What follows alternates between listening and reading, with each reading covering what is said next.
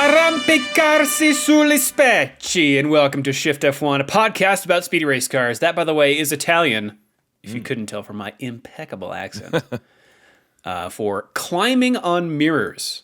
Oh. Yes, an idiomatic expression for when someone is saying something that's impossible, sort of like grasping at straws. Oh, I like that. Yeah, that's good. Climbing on mirrors. Yeah. Notoriously thin. A lot of rumors swirling in the news these days, so I thought it was appropriate.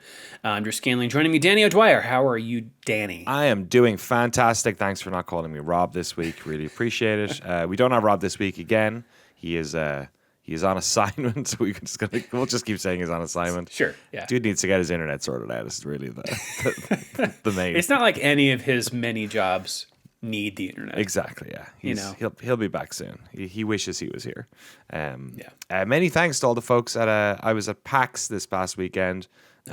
Penny Arcade Expo, as it was once known, a big video game conference up in Seattle, and many a Shift+F1 fan was there to nice to say. I even got a question at the No Clip panel about finally covering motorsports games by combining my two loves. So it was really cool. A lot of the streams are crossing. Exactly, a lot of Formula One fans in the gaming world. So yeah, it was cool. Thanks to everyone for coming up and saying hey.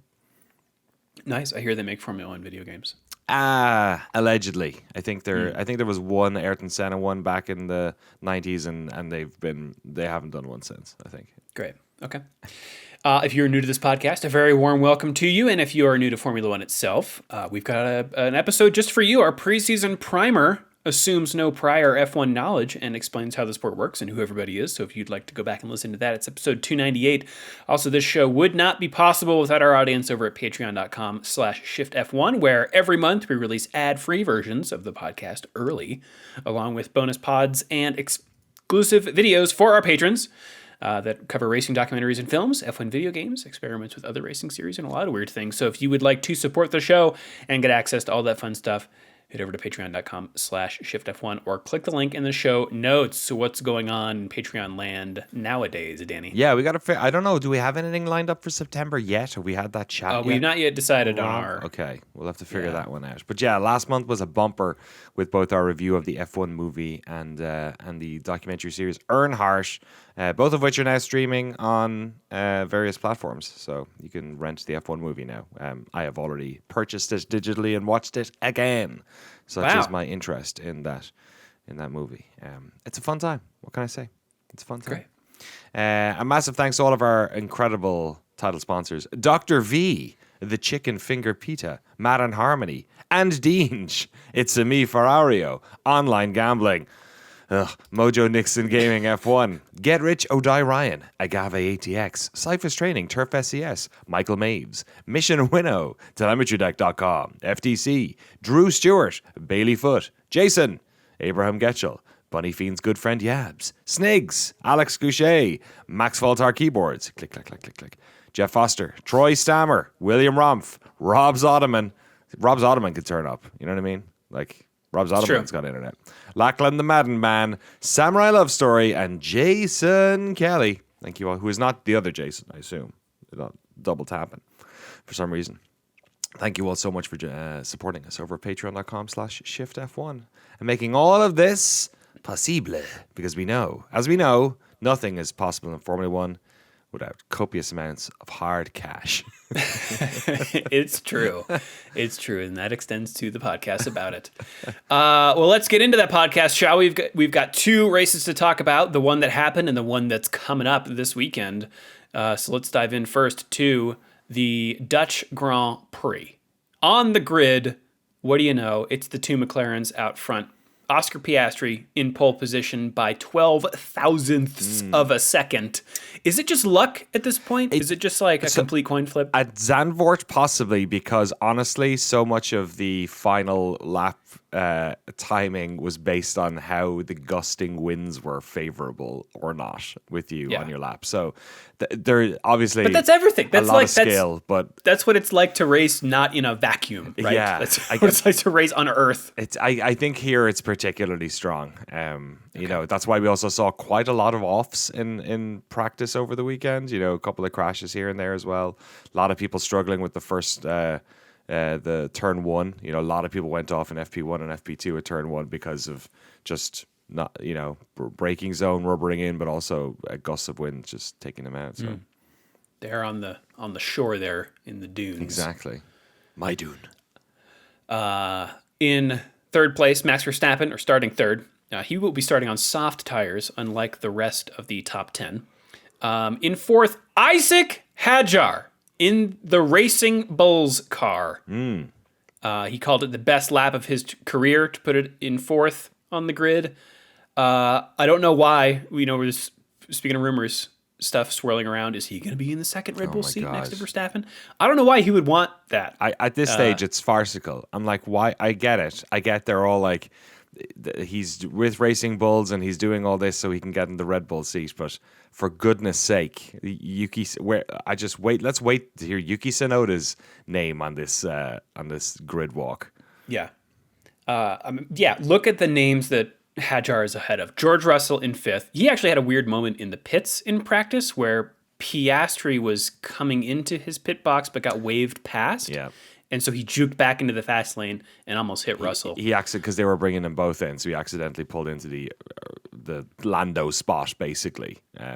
But yeah, great interview of Russell after the fact. He was like, when you're on the racetrack, you're expecting, you know, that type of thing. But when you hit the pit lane, you know, you're just sort of chilling out. Like he was like, right. I was looking at my screen, and then I looked up, and I was like, ah. So he's like, you know, it happens. McLaren was fined €5,000, but Piastri did not get a penalty point or anything. Charles Leclerc lines up sixth, followed by Lewis Hamilton. Liam Lawson in eighth. 4 of the last 5 times he's gotten into Q3. Yeah. Which is impressive. Again, those Racing Bulls. Yeah, they're racing. They're racing. Carlos Sainz in ninth and Fernando Alonso in 10th. Behind them, we've got Antonelli in 11th. 12th is Tsunoda. He is also starting on soft tires like his teammate. Bortoleto starts 13th, followed by Gasly, Albon, Colapinto, Hulkenberg, Ocon, starting on hard tires. We got the full spread here. Stroll will start 19th. He crashed in Q1 after dipping his tires onto the grass, spinning into the barriers. And he crashed in free practice too. Nearly pulled a Ricardo going into the top of that turn 3 banking and was holding onto the steering wheel, and he's had hand injuries before, so thankfully he avoided any further injury. And then from the pit lane, Oliver Behrman will start on hard tires. So the two Haas cars starting on hards. Looking for hoping for some type of fortunate safety car situation, basically. The Haas cars? Yeah, starting on hards. And how about that Alonso in 10th as well? Not bad for him. Well, I think they were somewhat disappointed with that because they were looking really strong in practice. I guess they've had a bit of a drop since when the rubber hit the road, so to speak. Yeah. Danny, you want to take us through the start? Sure. Yeah. It's all about Piastri and Norris up front.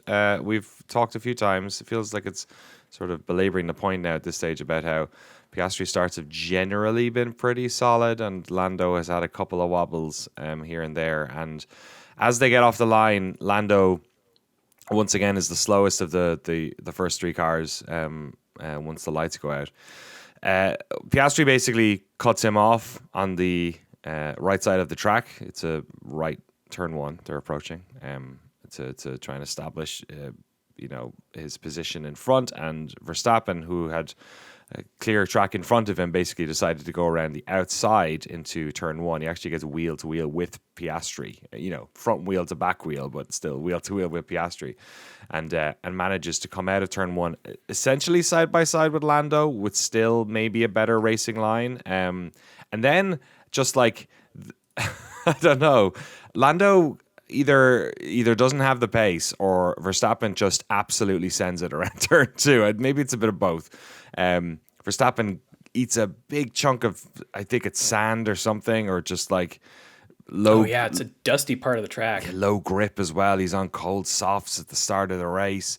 Has a huge tank slapper, manages to regain it somehow, and sort of arrives at the banking corner at like an awful angle, like sort of like 45 degrees to the apex, which is not ideal, but manages to get it around. Lando had sort of either, again, I was trying to figure this out when I was watching it. Has Lando just had like such bad grip that his pace is this low, or did he react to Verstappen sort of losing the rear in front of him and pulled slightly wider? But in any case, Verstappen holds on to the position. Isaac Hadjar actually gets a little bit closer to Lando than he'd like, but they continue then the racetrack with Isaac in fourth and Verstappen in second. So not a great start for Lando Norris. Yeah, I think he was compromised maybe at the start. I thought he did get a good start, but Piastri just cuts him off immediately, and so he has to kind of check up a little bit. And I wonder if that just kind of cascaded, his momentum. Yeah, if you're always reacting to everyone else, then you're not necessarily, getting your best line or taking the strategy you want in those opening turns. He was slower than the three off the line, but I hear what you're saying. He had kind of nowhere to go with Piastri sticking his arse in front of him. So yeah, it wasn't much he could do even if he had the pace. But incredible save from Verstappen. Oh, my lord. He's an alien. Also, shout out to Albon, who gained 5 places on the opening lap, but I don't think we saw a replay. No, they were bad at the replays. TV. There was a couple of other ones, like Stroll Alonso had a crazy bit of loose grip coming off the banking corner as well. And yeah, I feel like there was a couple of things we didn't get a proper look at, which is weird because we had time for replays in this one. Yeah, it's kind of a big gap here from, I think I've got lap 9 to lap 22. Nothing happens. Lap 9, though, Norris sticks with Verstappen after he was passed by him. And on lap 9, has a go around the outside of turn 1, and with inches to spare, seals the deal. I thought this was a nice move. Yeah, they talked to Verstappen about this afterwards as well, because this is the classic. In other races, we have seen the overtaking car run out of track when they were attempting to go around the outside of Max. And there's also been a lot said about the rules this year and how the car who's ahead has advantage thing, which is I want to come back to that later. I think it's going to come up in this particular race. And he just talked about. He basically said, "Look, I wasn't going to hold on to it. It was going to compromise my race if I kept fighting Norris on this," and so he didn't fight it essentially. Yeah. It's also around this time that we start hearing about some light rain incoming. And then I think I have to give credit here to Aston Martin. Right then, they pit Stroll way earlier than everyone else and put him on to slick tires, the hard tire, no less, even though we've got that rain coming. Although, it is weird. Stroll is good in the rain. Oh, is he? Does he? He is. Yeah, it's like his one secret superpower. He's got like 2 in all the bars except for rain, which is at 9. Growing up in Canada, all those icy country roads out by his family's mansion. You know what I mean? That's right. The karting tracks there, just sleet, black ice. Lap 22, Leclerc's the first of the top 10 to come in and goes on to hard tires. The rain at this point seeming to not really have much of an effect. Yeah, kind of misty, the type of, the coastal swell we enjoyed that 2 years ago was sort of spoiled us. And the minute you hear rain and Zandvoort, your mouth starts to water. But unfortunately, this was, as we would say in Ireland, we have the way they say, native tribes of the northern hemisphere have 7 million words for snow. I think that's been debunked many times, but Irish people genuinely do have 4,000 words for rain. And I would say this is spitting. This was spitting. Okay. Yeah. Just spitting. Yeah. Got it. Well, it may have had an effect moments later, when we cut to Lewis Hamilton in the wall just after turn 3, his right suspension broken. On replay, he enters the corner a little wider than usual, and then once he's sort of crests the top of the banking, just loses the rear and can't recover. He actually had a similar move in free practice 3. Just after the race, Hamilton said he didn't really know what caused it. It looks to me like he could have been a combination of the paint up there getting slick with rain, because it's like just a giant Aramco ad. That whole part of the track is a giant Aramco ad. It's got Aramco written on every wall, everywhere. Yeah, so any opportunity to blame Aramco, I'm down. Sure. There's also, it's just such a weird, I don't know, camber that part of the track has. There's the banking, but then at the top of the banking, it sort of rounds off and then is flatter. Yeah. So like the what's it called on the side of the freeway? Right, where you pull over, right, where there's all this trash. You can see though in the replay before he hits the wall that there's only 3 wheels on the ground because of the weird shape of the asphalt up there. So I don't know if that had anything to do with it. The Ferrari he has described as it's like someone poking you. Like you're driving along and then you just get poked and it freaks out. So I don't know. It could have been a combination of those sorts of things. But in any case, he hits the wall and is out of the race. Yeah, it's a shame. I think, it's not exactly what Lewis needed on coming back after the break. And we've talked about his mentality at the moment in the car and over the past year a lot, just talking about whether or not he still has it. Like you said, I think it was a combination of things. He took a lot of speed in. It was a wet track. He touched the top of it. There's so much loading going into that car.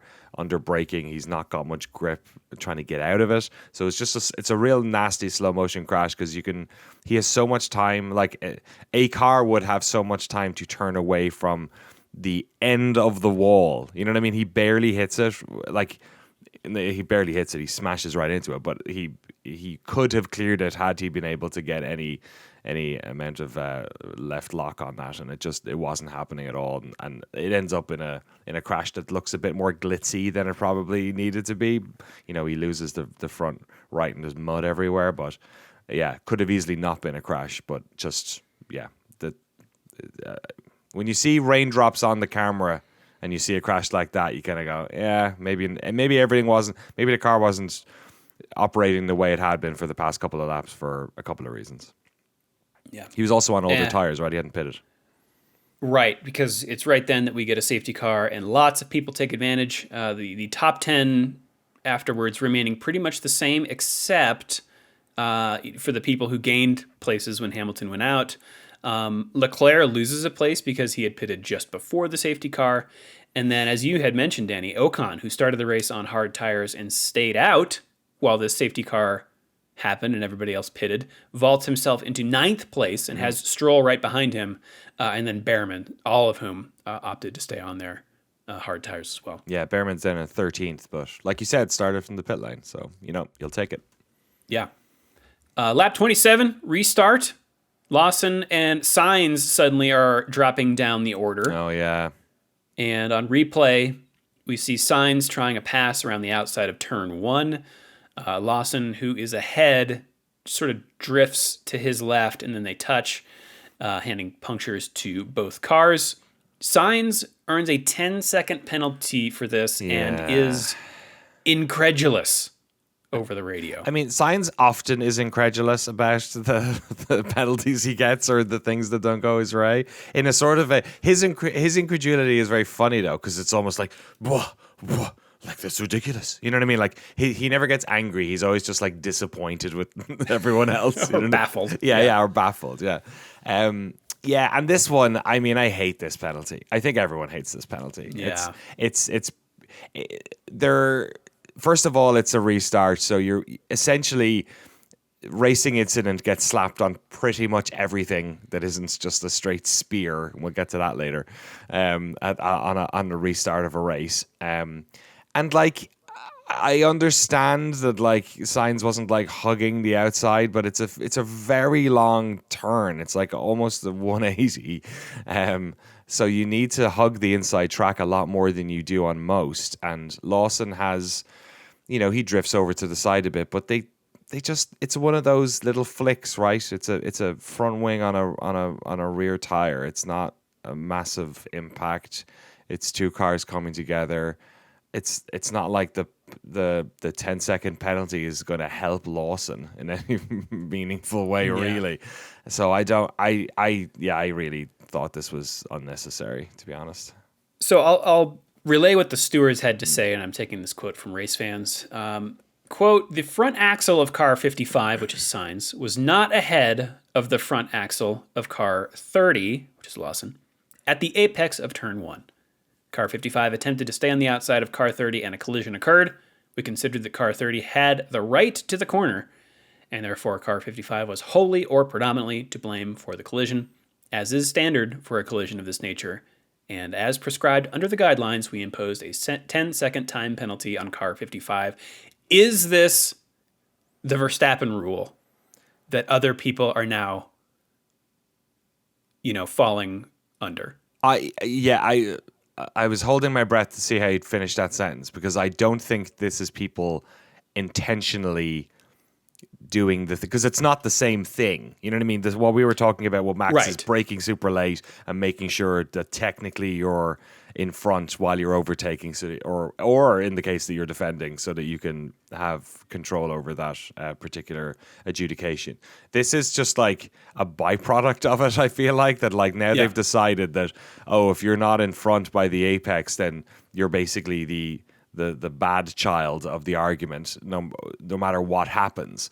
But what's funny is, and we'll talk about it later with another impact between two cars, it only seems to matter if there has been a collision which has caused incident or damage. Like, if these two guys bump wheels or he knocks him and overtakes him, I don't know if they're doing this. It seems quite, I don't know.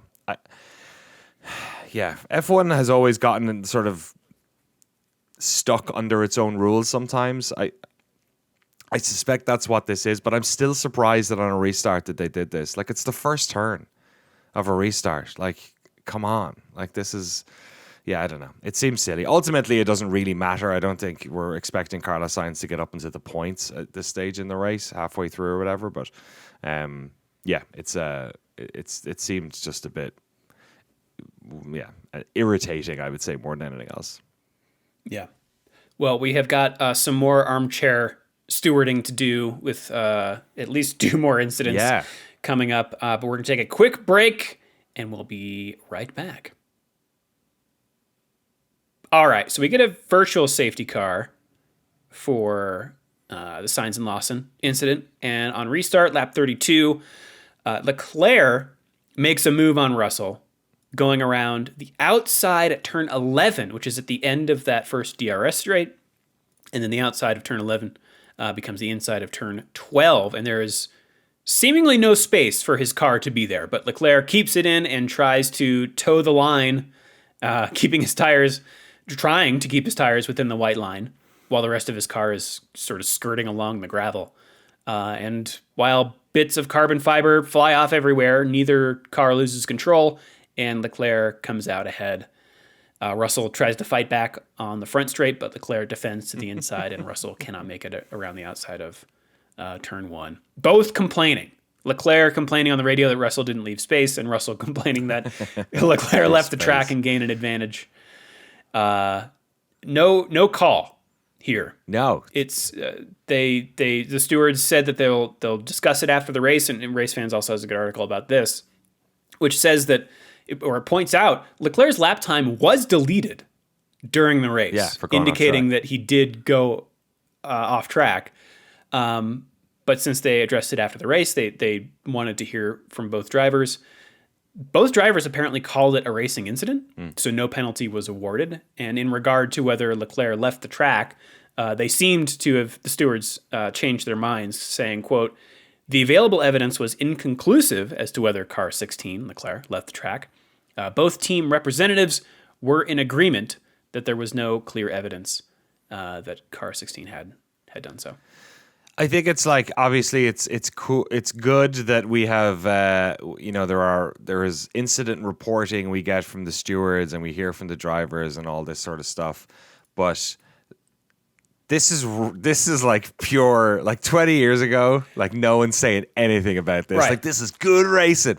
And Yeah. like now, unfortunately, because we've, for many different reasons, we have this era of, fixating on the crossing of the T's and the dotting of the I's when it comes to who's right and who's wrong. Probably because there's just not that much overtaking, so people have to throw it down the inside and do something risky, and sometimes... Especially at this track. Yeah, exactly. We'll get to that. Yeah. Also. You get 10-second penalty here or it gets left off here. This is cool. This is a great racing incident. It was a ballsy overtake. It was nuts that he tried it. It was really great that neither car got particularly damaged. It was hard to tell how much was carbon fiber and how much was sand and gravel, because sandboard is so... I mean, anytime anyone goes off the racing line, is this puff of yellow or orange sort of smoke. It's almost like Max Verstappen's fans are in the dirt itself. Yeah. Or you know what it is? What? It's the spice. It's the spice. You're right. It is. It's the melange. You can see everyone's eyes turning blue. But yes, our very own Paul Atreides, Max Verstappen manages to pull it off, and it was a good overtake. It was a shame that we have to adjudicate. Yeah. Sorry, for Leclerc. We have to. It's a shame we almost have to adjudicate these types of incidents, but it's so funny that these two incidents are like back to back in this race. And I think what's funnier is that the next incident is just such a Yes. like a black It's and really- white. So, Yeah. If they ever need to, if they want to go back and tweak the rule book again, just look at this one race. Yeah, Just- exactly. yeah. Yeah. So fast forward a bit. Antonelli is on a charge. He gets by Albon at turn 1 on lap 33. Great to see, And- because he's had a tough early. Right, he's Toto's been defending him a lot. He's been having trouble in quali. He's been having trouble in the races. His overtake on Albon was like, oh, brilliant. Kimi's doing really well. Like the narrative in this race was like, oh, this is great. Antonelli's up into the points now. Like, good for him. Yeah, I think they also do a swap with Russell on lap 40 since he has that damage from Leclerc. So he's running in 7th behind Leclerc. Antonelli is, and then tries to undercut him on lap 52. Leclerc covers off on the next lap and comes out just ahead of Antonelli. Yeah. So on warmer tires, Antonelli seems to have more speed as they come into turn 3 and makes a huge lunge up the inside of that banked turn. And it's initially unclear to me here whether he was actually attempting an overtake or if he just had way too much speed and wanted to keep his momentum up. In fact, he was attempting the overtake. He said after the race, because it's so difficult to overtake at this track. And his closing speed on Leclerc was insane in those open. Like he ate up like whatever the 30 feet that Leclerc had coming out of the pits almost instantly. So he was carrying a bunch of speed into that, and he just couldn't. Those banking turns couldn't get it wrapped around. Leclerc's obviously going to be conservative because he's on new tires, so he's not going to be trying it and crazy under all that lateral loading. So he's on the outside, and Antonelli just can't hold his line and understeers into the side of Leclerc. He's like, oh, there's where Lewis crashed. I'll put you there too. He's just like basically T-bones him into the Aramco sacrificing altar.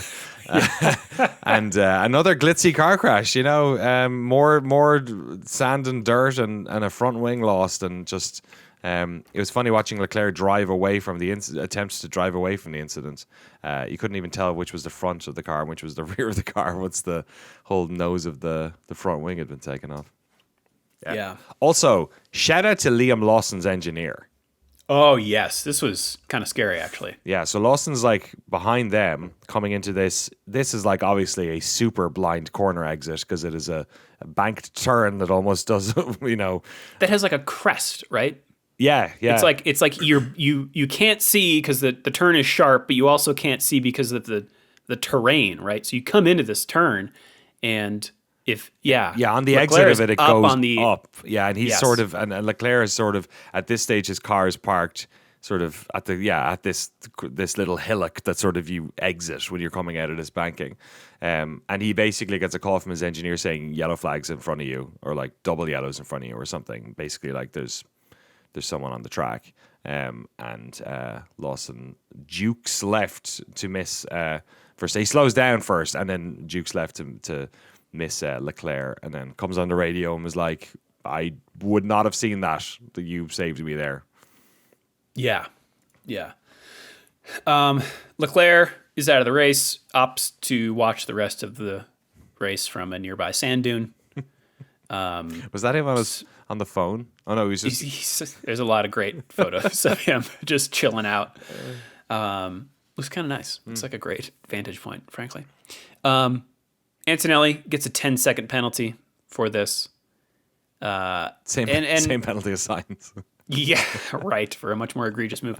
Toto Wolff, as you said, Danny, continuing to defend Antonelli after this. It's his boy. He's invested a lot of Toto Wolff in this boy. It's true. All right, wait, what are you saying? Excuse me. He says, quote, in this from, who's this from? Autosport. We want him to go for moves. If the visor goes down, you have a monster, and that's what we want. Jeez. So, another safety car. Antonelli comes in for tires again, and then speeds in the pit lane, earning himself another 5 seconds of penalty time, totaling 15 seconds.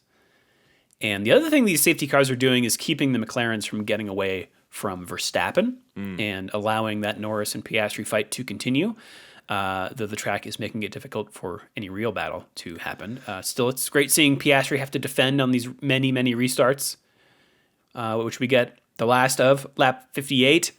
And then 7 laps later, Norris, in second, reports a weird smell in the cockpit and then smoke in the cockpit. Oh, yeah. Which is soon visible at the back of the car, too, and has to pull over with an engine failure. Yep, we see that telltale puff of grey smoke. Verstappen gets his place back.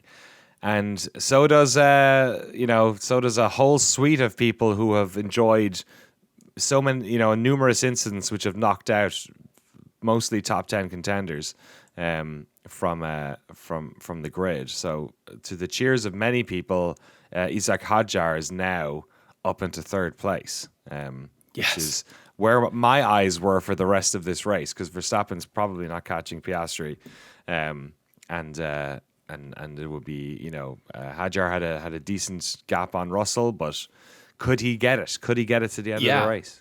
I mean, that's the what caused me tension, because Russell does make a charge here. He has damage on his car, but he closes pretty quickly. And Hadjar just has to keep his nose clean and come home on the podium, which he does. First career podium for Isaac Hadjar. There's a great moment after being weighed. Yeah. He doesn't quite know what to do. He's looking around, and then he sees his team and then goes and dives into them. Also, apparently he got a text from Alan Prost. Oh, the doctor. Very him. good. Yeah. The professor. The professor. Why did I call it the doctor? Doctors. That's Valentino Rossi. Yes. Great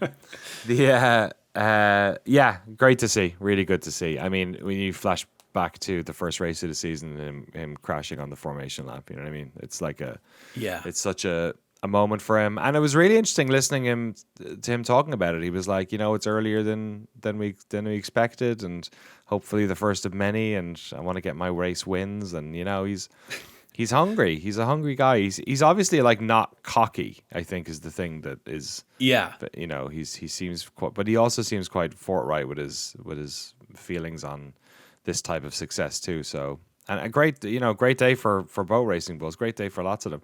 I wanted to mention it quickly, just in that you mentioned Kimi having a whoopsie in the pit lane and getting a penalty for it. The man he replaced also managed to do this, Lewis Hamilton. I think he was speeding under yellows coming in or something. What happened? Yes, so he ignored yellow flags on the reconnaissance lap before the race even started. Right. Okay. And the commentators noted it, but said it was going to be investigated after the race.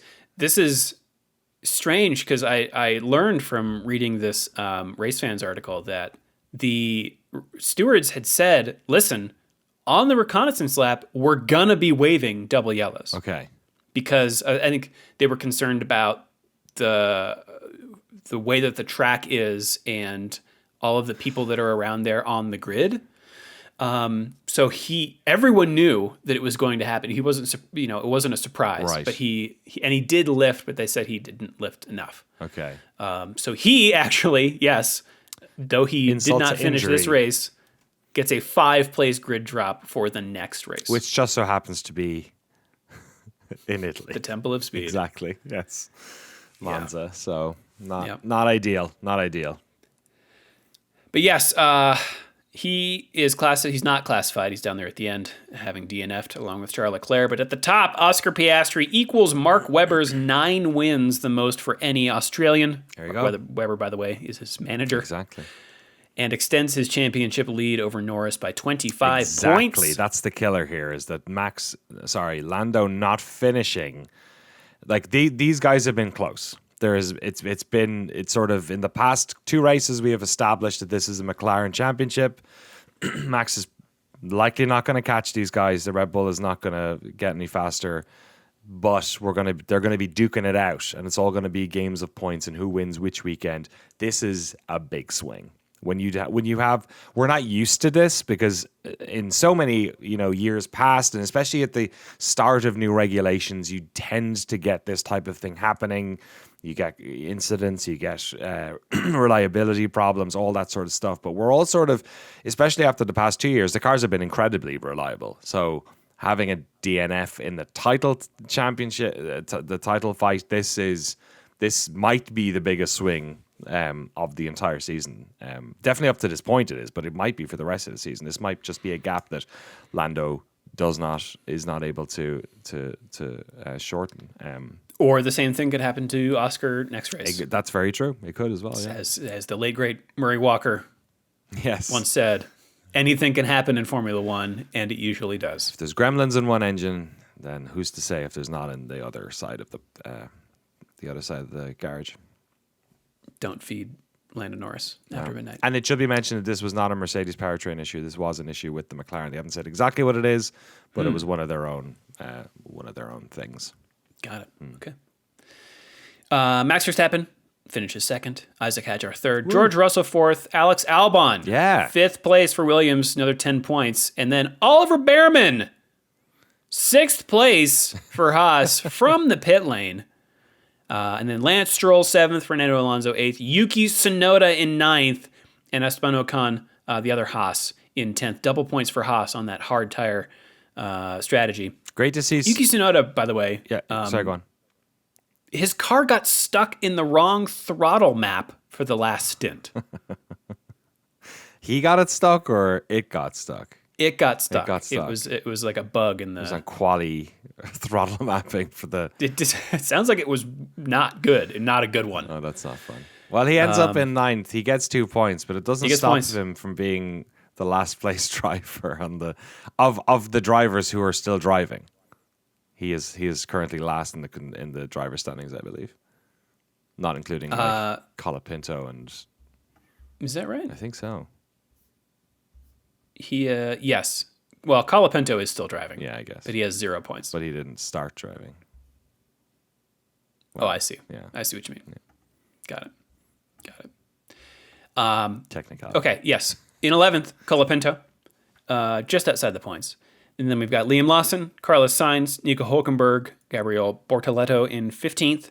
And then after his penalty, Kimi Antonelli down in 16th. Penalties. Pierre Gasly 17th, Lando Norris 18th, having gone out, and then the DNFs of Lewis Hamilton and Charles Leclerc. And that's the Dutch Grand Prix, Danny. That was it. Let's take it to the news, shall we? Yeah. Not a whole lot. What were your thoughts on the race? I was like, it was an interesting Dutch Grand Prix. It wasn't, again, the most overtakey, but it had so many in sort of interesting incidents to get you to think about for a little while that I enjoyed that aspect of it, but not an ideal classic F1 race, but no, I did rate it in my personal spreadsheet a 3 out of 4 for entertaining. It had entertaining parts. I think despite itself, I'm not sure. We have this one more time. We have it in 2026, and then it's going off the calendar. I think that's right. And it only really came back on because of a COVID requirement. You know, we needed to get tracks, and Zandvoort were available. Yeah, so I won't miss it. Verstappen was out there saying, like, please just don't replace it with a street track. Fair. Yeah. Yeah. Added a frying pan. Yeah, I mean, it was like, incident, nothing happens. Incident, nothing happens. Yeah. So, it's all right. All right, the news, also nothing happens. It's just rumors, really, here that we're talking about. So we'll maybe go through this a little quickly. Yeah. Great headline here from Autosport. Ecclestone, Horner, and Briatore at Alpine F1 would be like, quote, a mafia reunion, says Toto Wolff. Jesus. It is like the three heads of the Cerberus. You know what I mean? Like, yes, the dark energy. Like if there was if the F1 video, you mentioned that they should make F1 video games again. If an F1 video game was I am being facetious, of course. But if an F1 video game was a character action game, this would be the final boss. You would have to chop off its three heads, I think. Oh my God. Yeah. Who is Kratos? Oh, that's a good. I don't know. It's probably like is it Toto Senna Wolff or something? He might have the physique, frankly. Anyway, yeah. So there were some rumors. Race fan saying Briatore denies Alpine is seeking to hire Horner. I think that was a few days prior to this, and now it seems like the rumor is that Horner is looking to like invest some. Get a stake or learning in it. Yeah. Yeah, looking to invest in Alpine, and that Horner would be either one of these advisors, or I don't know, maybe swap places with Briatore, who's currently kind of managing the team.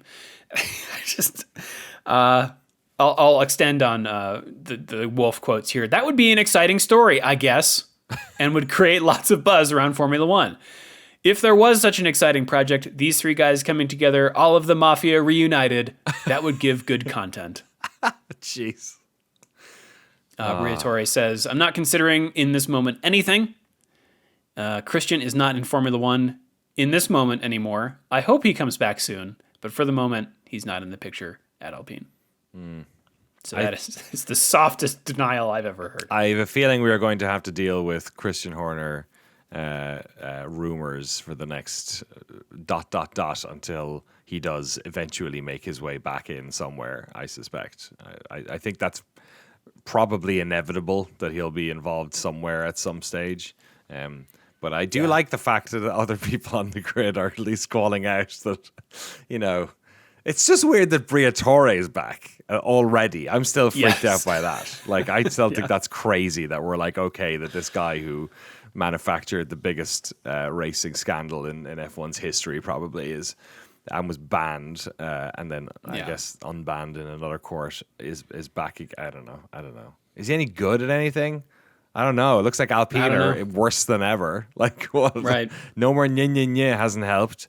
Like, I don't, who knows? He actually also was saying in the press recently that, like, oh yeah, we did totally botch the second driver situation here with Colapinto, and of course he's Briatore's not like a people person. Like, you're gonna say he's not like a person? No, he's like, he convinced somebody to crash intentionally.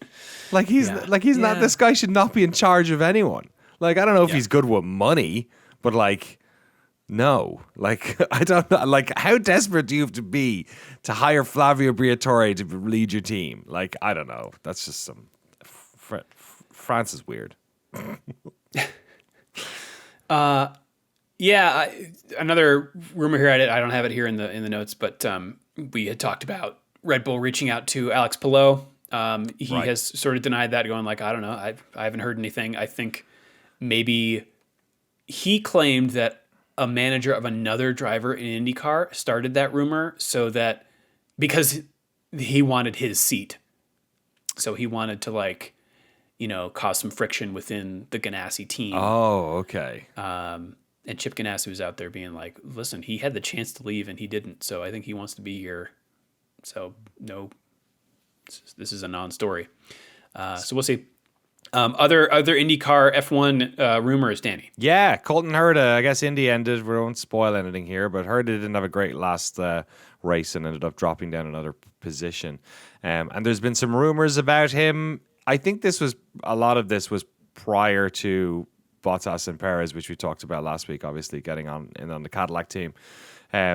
But there has been some rumors, some scuttlebutt around him possibly making a shift over to F1, as it were, no pun intended, or maybe F2. It sounds like the F2 angle has been pretty much squashed by his team. But when asked by YouTuber David Land prior to the Nashville race whether it would be his last in the series, Herta said, "No, it's not my last IndyCar race. There's a lot of stuff that I just don't even have an interest in talking to people about at the moment." Some folks asked why he didn't squash the rumors, and he came back with maybe this raises my stock a little bit. So it's hard to tell how much of this is sort of gamesmanship on his part, that he likes dancing around with these rumors. From a super license perspective, because IndyCar and F1 are on sort of alternate timelines, it's never really much of an issue. They can stick somebody into practice a couple of times and that'll usually get them enough points. There's also some winter racing series that do have F1 super license points available in them. So it could be possible for him to get the points that way. But yeah, I don't know. I think the F2, he finished in the top 10 in IndyCar. I don't know if F2 is an option unless you really want to get into F1. Ultimately, for a lot of these guys, this is about career aspirations as well.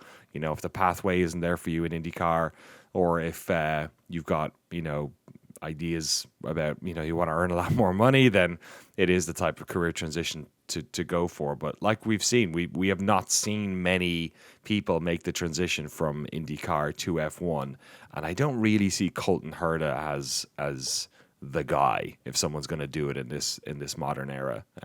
But anyway, yeah, the F2 angle is a weird one. I get that it's sort of like the Fernando Alonso Taylor Swift rumors. Of course, Fernando Alonso is not going to deny that. He's like, well, maybe. Yeah, exactly. Yeah, totally. And I mean, F2 is a spec series. You've got IndyCar I understand some of that there, but it would be like, I don't know, the optics of that don't look great, I don't think. Even if sort of, pragmatically, I think that is not that may be more of an option, but yeah, I just don't think anyone's going to do that. If raising your stock is what you're trying to do, I don't think you go to F2 at that stage. Right. And that's not, that's not saying anything bad about the quality of racing in F2. It's just that F2 has more than ever become like this tadpole ground for emerging young talent in a way that way more than it ever has been. So I just don't see, he's young, but he's not F2 young. You know what I mean? Yeah. A couple more stories here in the Red Bull arena.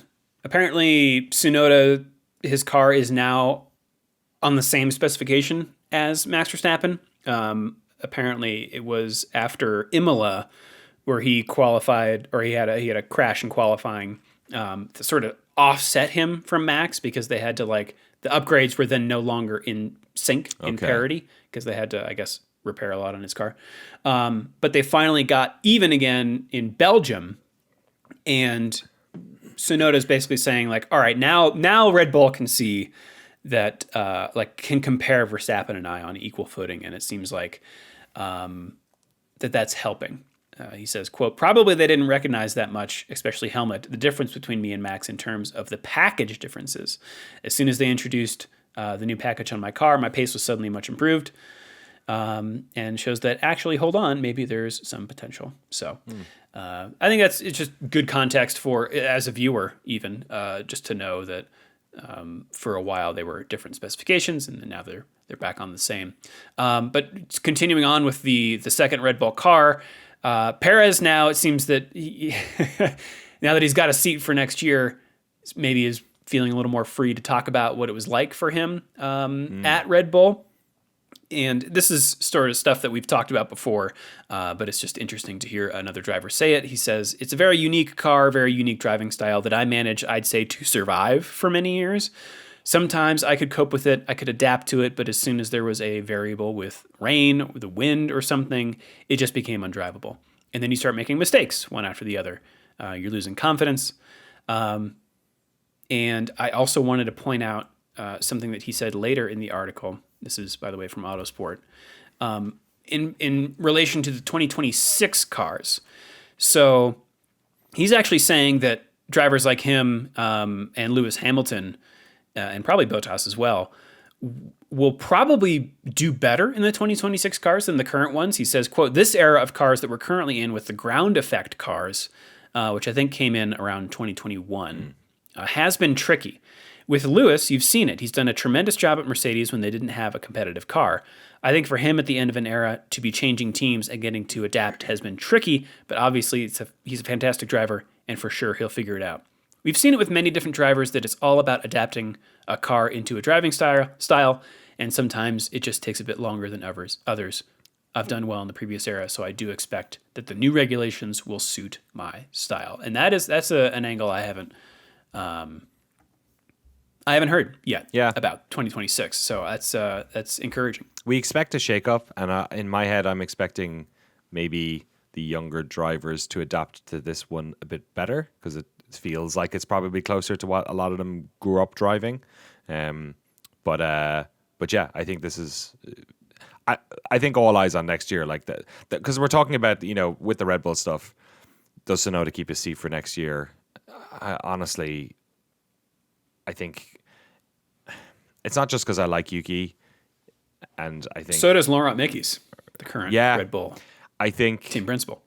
I just think it's like changing the data set halfway through some research. You know what I mean? I feel like next year is going to be such a roll of the dice that they have the information on which driver is going to adapt better to the next year's car. Surely they would not have taken on Tsunoda for this year had they had any concerns about his ability in the 2026 car. And I don't think sticking Isaac Hadjar in that car next year is a great idea either. Like, there's no need for it. Like, if we're in the new regs and Isaac is still performing well, then you can always make that push the next year. It just seems like if we're entering this regulation change, even if it ends up being sort of like a half measure regulation change, because we end up changing it again in a couple of years, as a lot of the scuttlebutt seems to be, I think just making that change at the start of the year would not make any sense at all. There's no point in rushing it. So especially if Hadjar is the guy that you think now is going to be it, then like protect this guy and like see how he does and allow him to mature into that car, rather than just like throwing him in with this new regulations and also dumping Yuki, who might end up doing better. I don't know. Yeah, Mekies has also said that they're feeling no pressure to decide on their driver lineup. So I expect we'll see. We won't get any driver news on Red Bull for some time. No. Let's take it to Monza, Danny. Sure. Beautiful Monza, one of the OGs, built in 1922. It's actually the third youngest motor racing track in the world after Brooklands, apologies, UK race fans, and Indianapolis, of course. Wow. Yeah, 1922. They stick in that banking, as was the case in Brooklands and Indianapolis as well. They loved a bit of banking. Get that speed up there. Put the pedal down. And these, in my head, the cars racing in 92 were like burp, burp, it's like horses running past them. And I was part of the inaugural F1 season in 1950. It was one of the OGs. The track has changed a lot since then. We do not have the banking anymore. You can still run on the banking as they do in the F1 movie. It's quite potholey. You'd call your local council for them to fix it if it was a real piece of driving road. You mean like a jog, a run? Yeah, you can run on it. Yeah, you can go for the run on it. I think Top Gear drove on it once as well. I think you can still drive on it, but I wouldn't drive It's like a separate F1 area. It's car. not like contiguous with the current track. No, it is not. It does go over the track. So after on the second DRS straight on the back, they go under what looks like a little tunnel kind of bridgey thing. That's the banking above. Right. Above. Okay. But the back half of the track is largely the same. Like the parabolica and all that stuff was on that original Monza as well. The current version of the track is 5.79 kilometers, 3.59 miles. Not the longest track, and also just real fast. This is a fast car, or fast track, just in terms of top speed and how much pedal on the gas they're going. I believe it's 80% of this lap is taken full beans. So there's 2 hard braking points. They're both at chicanes. One is at the start-finish straight, which is also the first of 2 GRS zones. Very famous chicane here. Lots of people have cut it over the years. The cutting it through the bollards has definitely become less of a thing, and more now cutting just over the grass has become more of the thing in recent years. I'm not quite sure why that is. Maybe it's just you don't lose as much time and you lose positions anyway. Curva Grande after that is taken at full tilt. A curve so long and so grande that you can take it, you can basically not slow down at all on it. And then that goes into the second chicane. So they're basically back to back. That one's taken much faster though than the first chicane, but it does have a large braking point, which is important for these cars in terms of energy recovery and tire temp and all that stuff as well. And then you're basically like feathering a bit for the rest of the Lesmos, and for the Parabolica, you're doing that, and there's a slower little section there between the two of them. There is a DRS straight, like I said, after turn 7, and there isn't on the final turn going into the Parabolica. Dangerous corner if you've watched the F1 movie as well. Of course. Yeah. And that's all 11 turns at Monza. It's super fast. The drivers seem to like it. It generally gives us, I feel like, good racing. The Tifosi are there, of course. The Ferrari fans and Italian F1 fans, they're in large numbers with lots of energy. We've heard from emailers in the past, show listeners, that it's not the best run event, maybe. Getting to and from the track and trying to go to the bathroom and that type of thing. It's an old track, 1922 is 100 years ago plus change. So, you know what I mean? It's maybe not as up to date as some of the Petro State ones, but yeah, I always look forward to Monza. It's given us some great moments, over the years and incidents. There's, every turn has got a memory of someone hitting someone or overtaking someone. We had Gasly winning here as well a number of years ago, which was a great one. So yeah, there's lots to look forward to at Monza, and hopefully, come rain or shine, it tends to give. That's my feeling. I'm interested in your form book, because to me, whenever I do this, I'm like, oh, I love Monza. Oh, I love this track. And then you go, well, I got ones the past 4 races. And I'm like, crap. Last 2 have been strategy races. Okay.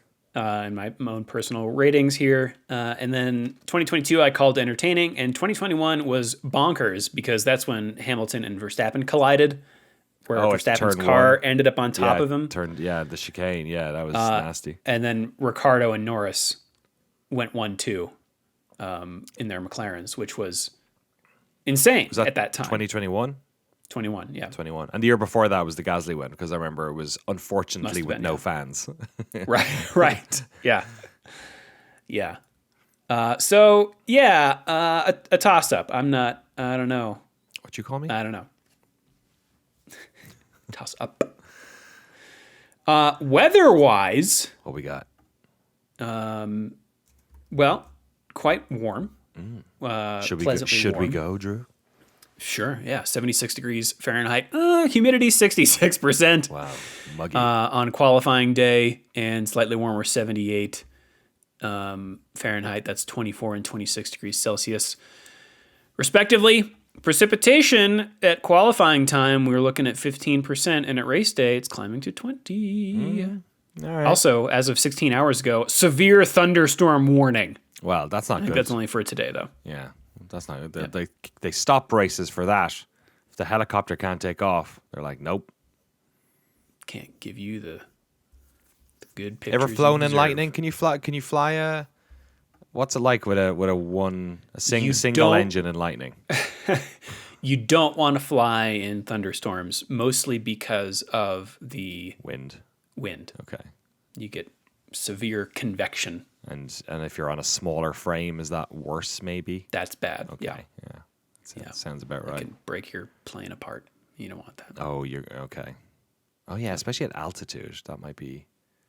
Yeah, I've flown in. Yeah, and landing is taking off and landing is bad too, because if you get wind shear, it could just push you into the ground. Of course.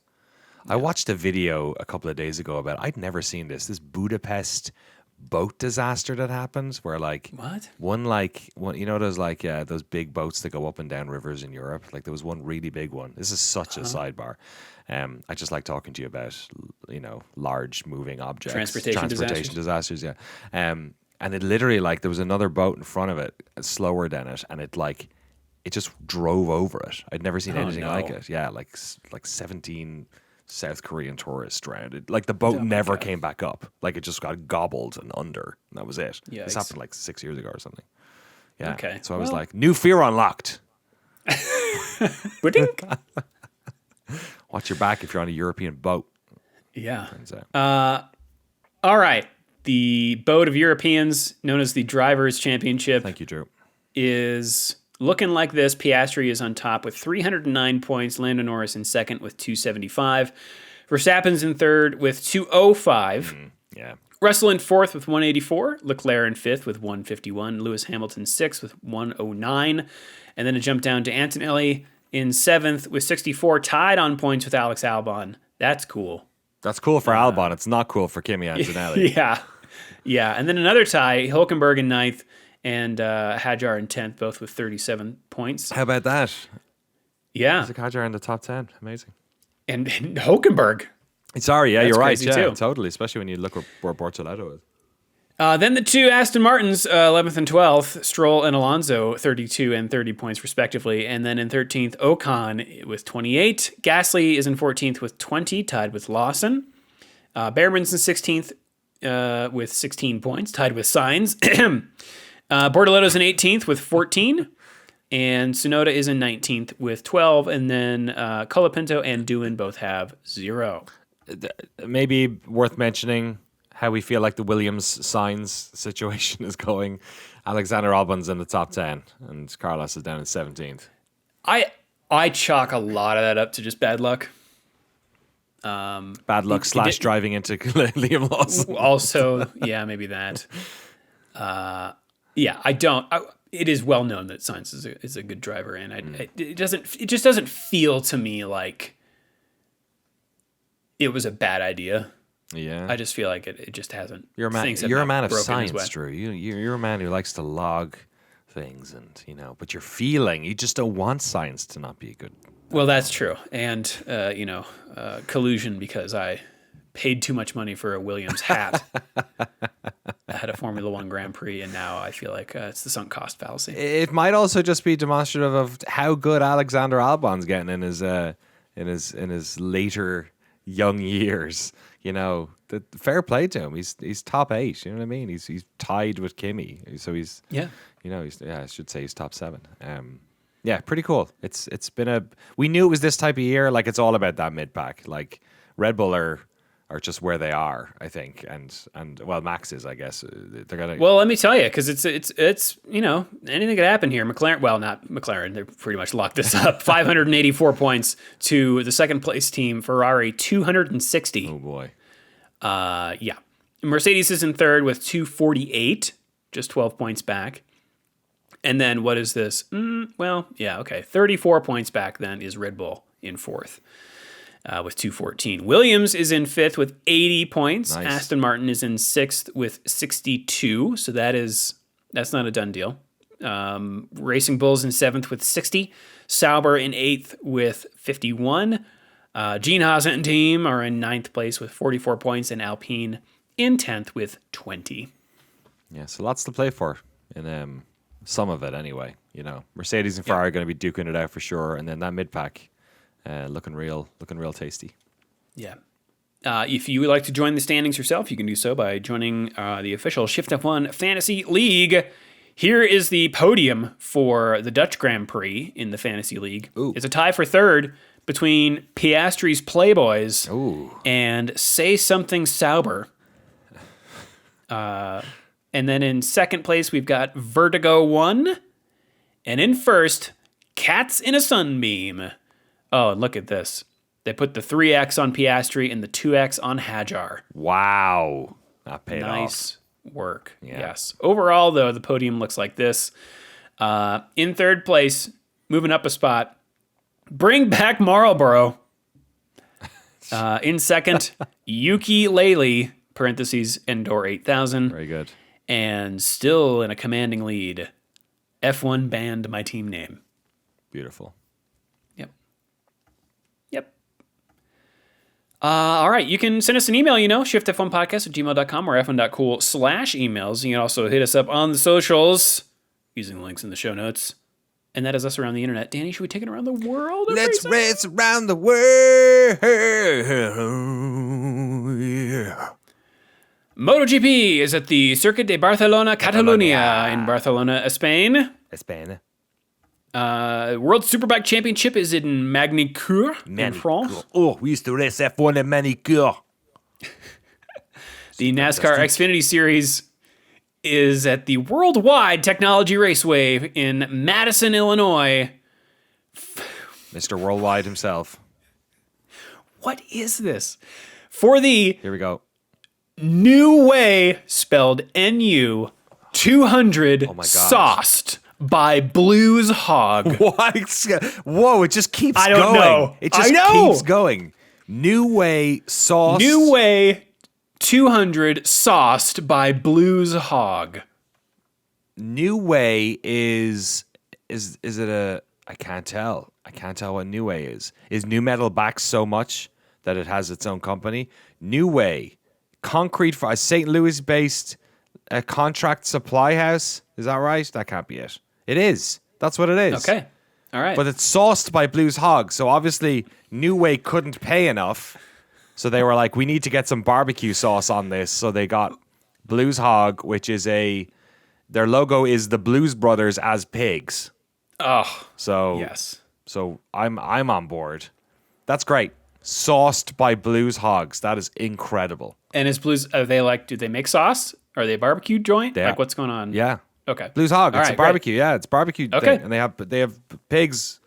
Blues Brother pigs. That's the logo. Listen, someone on the Discord pointed out that last week the NASCAR Xfinity Series Pacific Office Automation up there in Portland International Raceway. It's just it's like a local, paper company or something. And I do really appreciate how it makes me think of that Earnhart documentary. Just Yeah, like it's great. local shops. I miss it. Local I miss it from businesses sponsoring racing. It's great. The UFC used to have its golden era was when you just had somebody had dynamic fasteners written across their arse because there was this one company in like somewhere in Ohio that used to make like fastening equipment for trucks, and it was a mom and pop thing, and they just whenever you didn't have a sponsor, you called them up and they paid a driver a couple of $1,000s.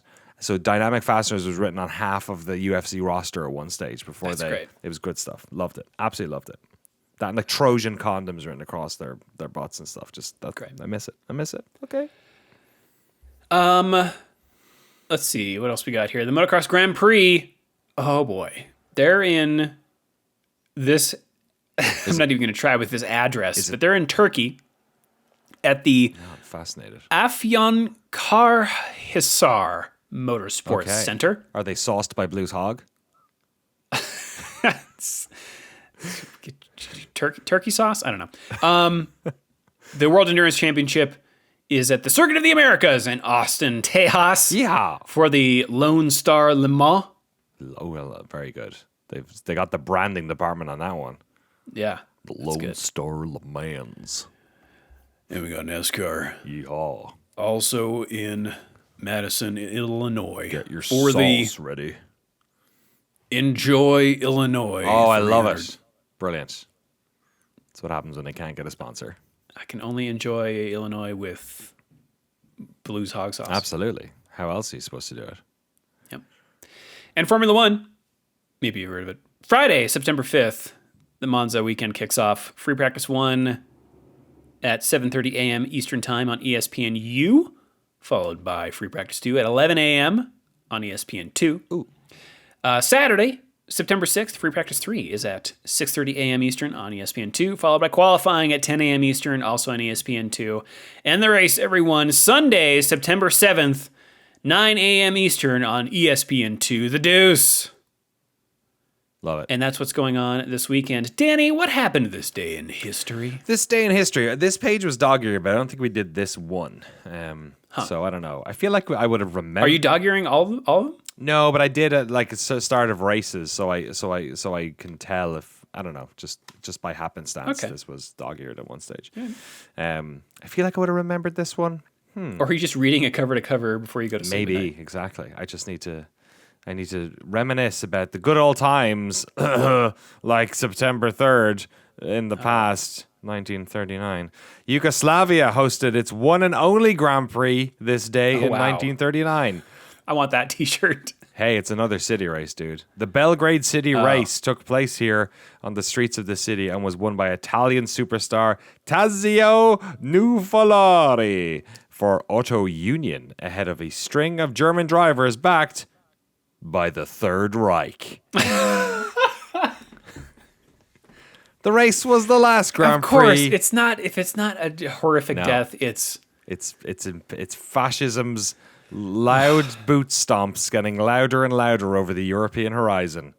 The race was the last Grand Prix event before the Second World War halted all racing activities. There you go. well. At least we know the Nazis didn't get any more points in the championships that year. Once hostilities were open and racing started up again, it was decided to form a proper world championship, which started in 1950. On this day, that year, Italian driver Giuseppe Farina won the Italian Grand Prix at Monza. Oh. It was the final, followed by a string of Third Reich. No. Although the Italians were hardly unculpable in this period of history. The trains ran on time. It was the final round of the 7-race season, and victory made Farina the first ever F1 world champion as he finished 3 points ahead of his rival, Juan Manuel Fangio. There you go. Great. Great. Not great. Danny, final thoughts ahead of Monza. Happy there's no Nazis driving in it. At least I don't think there are. Some of the teams are probably owned by fascists, but you know, I'm not going to say it on this podcast because people are litigious. But yeah, I don't know. I have a sweet spot for look, man, I'm just an optimistic person. Please finish that sentence. What do you have a sweet spot for? For racing. Okay, not for not for authoritarianism. No, I'm just an optimistic guy, man. I don't know. On a Tuesday when we just had F1 and it's come and gone, there's an interlull in the Premier League at the moment, which is when what we call the international break, when like there's no league games on because they're doing international games, like national teams are playing each other. So I have no football to watch this weekend. LULL. Interlull, exactly. Yeah. So I'm excited. I'm excited for racing. I missed much of that. I was at PAX this weekend, so I was sort of catching up with Zandvoort. So I'm excited to wake up early and enjoy Monza and have a nice F1 start to the weekend. It was very funny, actually. I was walking around PAX, and there's a bunch of people who are like in the video game industry who I know, obviously, from working in it for years. I have known who are the F1 fans. So it was a lot of like, did you watch it yet? Did you watch it yet? Did you wake up early this morning? You know, because we were all like at a show. So like most people were like, no, I haven't yet. Don't tell me. Or yes, I saw, or whatever, you know, so. Oh, I did want to ask you. So we had in that news story, they quoted, or the race one about Herta says, asked by YouTuber David Land, number one, do you call yourself a YouTuber? And number two, do people call you a YouTuber? And if so, does it make you angry? I don't call myself a YouTuber because I think it implies, I'm 39. I think it implies a certain age, although that's also changing now as well. I wax and wane. Sometimes I call myself a video producer is the easiest way of putting it, or like I'll say documentarian in some cases. Sure. But I say YouTuber to my daughter sometimes just to mess with her, just for funny, because her friends think I'm a YouTuber. Because which for all intents and purposes, like I am, I guess. You know what I mean? It's like our documentaries are on, some of them are on Blu-rays, some of them are available other places, but for the most part, they are going on YouTube. So yeah, I just don't. It implies a certain age that I feel like I'm stealing valor from a bunch of millennials or I think it implies that you think I'm a millennial. Eh? You came from YouTube, like that was your first. That's a good point. You came up in YouTube, and I don't think that applies to you. It does not apply to me. No. I came up through the old school video game journalism way, and then transitioned to YouTube,